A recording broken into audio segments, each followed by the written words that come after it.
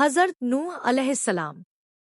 जब हज़रत इदरीस अलैहिस्सलाम ने आसमान पर क़याम किया तो दुनिया में फिर गुमराही और नाफरमानी भर गई। गुनाह के काम खूब होने लगे। लोगों को सीधे सच्चे रास्ते पर लाने के लिए अल्लाह ताला ने हज़रत नूह अलैह को नबी बनाकर भेजा। हज़रत नूह ने 950 वर्ष की उम्र पाई। 80 वर्ष की उम्र में अल्लाह की वही आने लगी। हज़रत नूह बराबर भलाई की बात फैलाने और बुराई को मिटाने की कोशिशें करने लगे, लेकिन उनकी कौम के सरदार तो ऐश में लगे हुए थे। उन्हें इन बातों से क्या लेना देना। हज़रत नूह अल्लाह ताला से उनकी हिदायत की दुआ भी करते, लेकिन उन जालिमों ने कुछ मान कर न दिया, कुफ्र और इनकार की रीति पर डटे रहे। हज़रत नूह ने बहुत समझाने की कोशिश की, काफ़ी मेहनत की, लेकिन पूरी उम्र की मेहनतों के नतीजे में 80 आदमियों के अलावा किसी ने इस्लाम कबूल न किया। हज़रत इब्ने अब्बास रजी से रिवायत है, फरमाया कि किसी पैगंबर ने अपनी कौम की तरफ से इतनी तकलीफ न उठाई जितनी हज़रत नूह को उठानी पड़ी। वे तो हज़रत नूह को हमेशा धमकी देते रहे कि तुम इन बातों से बाज आ जाओ और हमारे बुतों को बुरा भला कहने से बचो, वरना हम तुम्हें परेशान कर डालेंगे। चुनांचे वे उन्हें अच्छी बातें सुनाने पर भरी मजलिस में मारते, यहाँ तक कि वे बेहोश हो जाते और उनके लड़के उनको वहाँ से उठा कर ले आते। उनके दुश्मन मरते वक्त अपने बेटों को वसीयत किया करते और कुफ्र पर जमे रहने की हिदायत देते हुए कहते थे, बेटो, हरगिज अपने बापदादा के दीन से फिरना नहीं, नूह की बात तो कभी न मानना। जहाँ तक हो सके उन्हें दुख और तकलीफ ही देते रहना, चाहे ठिकाना जहन्नम ही में क्यों न बने।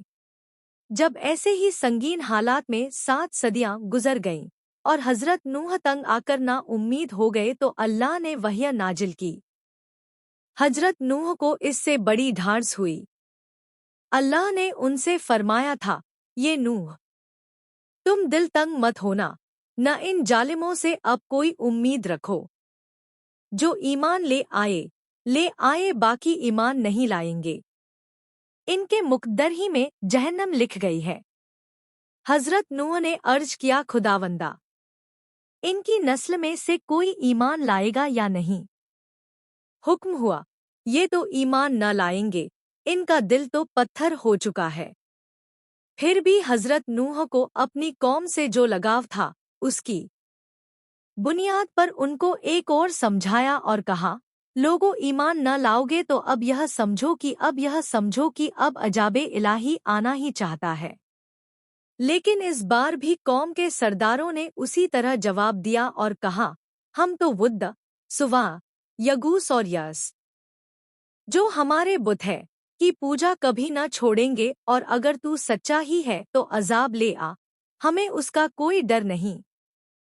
हज़रत नूह यह जवाब सुनकर मायूस हो गए, बड़े ही गम के साथ अल्लाह से गिड़गिड़ा और अर्ज किया कि अल्लाह, जब मैं अपनी कौम वालों को इस्लाम की तरफ बुलाता हूँ ताकि वे अपनी जिंदगियां बना संवार सकें, तो वे मुझे सुनकर नहीं देते, कानों में उंगलियां टूस लेते हैं, बेतवज्जोही के लिए अपने ऊपर कपड़े डाल लेते हैं, अपने कुफ्र पर जमे रहते हैं। अब मैं क्या करूं? बहुत मजबूर हो गया हूं, अब तो तेरा अजाब आ ही जाना चाहिए। इन्हें तबाह कर दे, इनका सब कुछ खत्म कर दे। हज़रत नूह की दुआ से फिर उस कौम पर अकाल पड़ गया, यहाँ तक कि उनकी नस्ल की बढ़ोतरी का सिलसिला ही बंद हो गया। इसके बाद अल्लाह के हुक्म से हज़रत जिब्रील ने सांस पेड़ बोने का हुक्म दिया और 20 वर्ष में उसे काफ़ी मजबूत कर दिया। फिर अल्लाह ही के फरमान पर हज़रत नूह ने उसकी लकड़ी से कश्ती बनानी शुरू कर दी। काफिर पहले तो नूह अलैह को सताते रहे। जब कश्ती बनने लगी, ये मजाक बनाने लगे, कहते, ए नूह, अब तुम नबी के दर्जे को पहुंचने के बाद बड़ी कब से हो गए? क्या पैगंबरी के कामों से थक गए? कश्ती तो बनाते हो, पर पानी कहाँ है जिसमें यह करती चलेगी? क्या यह खुश्की पर चलेगी? हज़रत नूह कहते, तुम अपने अमल के नतीजों से गाफिल हो, आकिबत में तुम पर क्या बीतेगी, इसे समझ नहीं रहे हो। اس لیے تم کیا سمجھو ان باتوں کو؟ پھر حضرت نوح نے کشتی تیار کر لی، بہت مضبوط کشتی۔ تختوں کے ہر جوڑ پر کیر کا تیل لگا دیا۔ اللہ ہی کے حکم سے شمشاد کے تہتوں کا تابوت حضرت آدم کی ہڈیوں کے لیے بنایا۔ پھر حضرت جبریل نے ہر جس کے جانور جو زمین پر تھے ان کو حضرت نوح کے پاس جمع کیے۔ انہوں نے ان چریدوں، پریدوں اور درندوں کا ایک ایک جوڑا کشتی میں چڑھایا۔ حضرت نوح پر ایمان لانے والے 82 مسلمان بھی کشتی پر سوار ہو گئے۔ جب پوری تیاری ہو گئی تب اللہ کا عذاب آنا شروع ہوا۔ بھیانک عذاب، تنور سے فوارے کی طرح پانی بہنا شروع ہو گیا، بارش کا پانی الگ۔ پوری زمین میں پانی ہی پانی بھر اٹھا۔ حضرت نوح کی کشتی سمندر کی طرح روا ہوئی اس پانی میں تیرنے لگی۔ کافر بھاگ بھاگ کر ادھر ادھر پناہ لینے لگے، لیکن انہیں پناہ کہاں؟ کشتی پر نہ سوار ہونے والوں میں حضرت نوح کی بیوی اور ان کا بیٹا کنعان بھی تھا۔ پوچھا، اب کیا کرو گے؟ بولا، پہاڑ پر پناہ لے لوں گا، اس کا بھی کوئی فائدہ نہ ہوگا۔ حضرت نوح نے صاف صاف بتا دیا۔ اسی بیچ پانی کی ایک زوردار موج آئی اور اسے ڈبا دیا۔ وہ بچ نہ سکا۔ حضرت نوح کو رحم آ گیا، دعا مانگی، خداوندا، یہ بیٹا میرے گھر والوں میں سے ہے، تو اپنا وعدہ پورا کر۔ حکم ہوا کہ وہ ہے جس کے عمل بھلے ہوں، بد عمل نا اہل ہے۔ 40 دن تک زوروں کی بارش ہوتی رہی، زمین کے اندر سے بھی پانی ابلتا رہا۔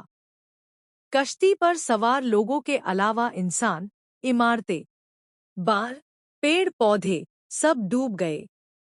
کشتی پر سوار لوگ بھی اللہ پر ایمان رکھتے تھے، ان کی رحمت کی امید رکھتے تھے، پھر بھی کبھی پریشان ہو جاتے کہ کشتی ڈوب نہ جائے۔ انہیں تسکین دینے کے لیے حکم ہوا کہ بسم اللہ مجرہا و مرتاہا، جو کوئی پڑھے گا اللہ تعالیٰ اس کی تمام مشکلوں کو حل کرے گا۔ بہرحال کشتی پر سوار لوگ بچ گئے، طوفان رک گیا، پانی کھسک گیا۔ جب کشتی سے اترنے کا وقت آیا تو حضرت نوح نے کبوے کو فرمایا، جا اور پانی کی حالت معلوم کر کے جلد آ۔ کوا گیا، لیکن مردار کھانے کے چکر میں جلدی لوٹ کر نہ آیا۔ وہ بھول گیا کہ اللہ کے پیغمبر نے کیا کہا ہے۔ حضرت نوح نے اس کے لیے بددعا کر دی اور وہ ہمیشہ کے لیے ذلیل و رسوا ہو کر رہ گیا۔ مردار کھانا اس کا مقدر ہو گیا۔ اس کے بعد کبوتر کو بھیجا گیا، وہ جیتون کے پتوں کو چونچ میں لے کر واپس ہوا۔ تب حضرت نوح نے سمجھا کہ پیڑوں کے سر پانی سے باہر آ چکے ہیں۔ اب کبوتر کو ہی پانی کی خبر لانے کے لیے روز بھیجا جانے لگا۔ ایک دن کبوتر کے پاؤں میں کیچڑ لگی ہوئی پائی گئی تو یقین ہو گیا کہ اب عذاب کا دور ختم ہو گیا ہے۔ کبوتر کے حق میں دعا کی کہ وہ سب کے لیے پیارا ہو جائے۔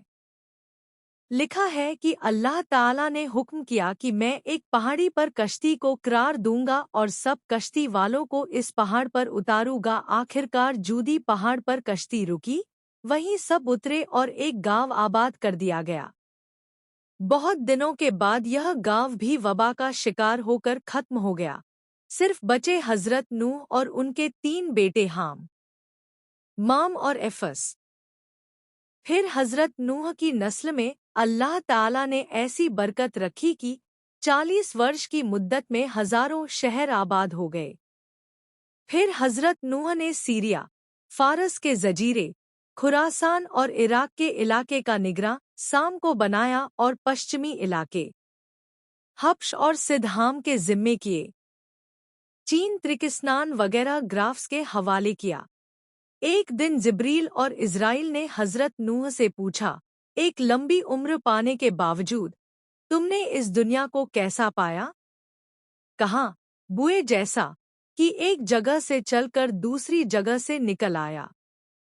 جب حضرت نوح بیمار ہوئے اور اسی میں इंतकाल फरमाया तो बेटों ने आपको बैतुल मक़दिस में दफन किया। बाप के मरने का दम बेटों पर बहुत था। हज़रत नूह को आदम सानी, द्वितीय, शेखुन अंबिया और नजीउल्लाह भी कहते हैं। वह सच्चे पैगंबर थे। अल्लाह का पैगाम दूसरों तक पहुंचाते और उसकी इबादत में हमेशा लगे रहते। वह दिन में 300 रक्त नमाज अदा करते थे। कहा जाता है कि तूफान के मौके पर जब कश्ती में लोग सवार थे तो कश्ती वाले को बदबू और गंदगी की बड़ी जबरदस्त तकलीफ हो रही थी। कोई हल समझ में न आता था। हज़रत नूह ने अल्लाह से दुआ की कि इस मुसीबत को दूर फरमा। हुक्म हुआ कि तुम अपना हाथ हाथी के पेट पर रखो, फिर हमारा करिश्मा देखो। हज़रत नूह के हाथ फेरते ही एक सूअर पैदा हो गया और कश्ती की सब गंदगी को उसने खाकर दूर कर दी। इसी तरह वे लोग चूहों से भी परेशान थे। अल्लाह के हुक्म से हज़रत नूह ने जो ही शेर के माथे पर हाथ रखा, खुदा की शान कि बिल्ली ने निकलकर उन्हें खा लिया। हज़रत नूह के बाद फिर धीरे धीरे लोग असल रास्ते से हटते गए और गुमराह होते चले गए।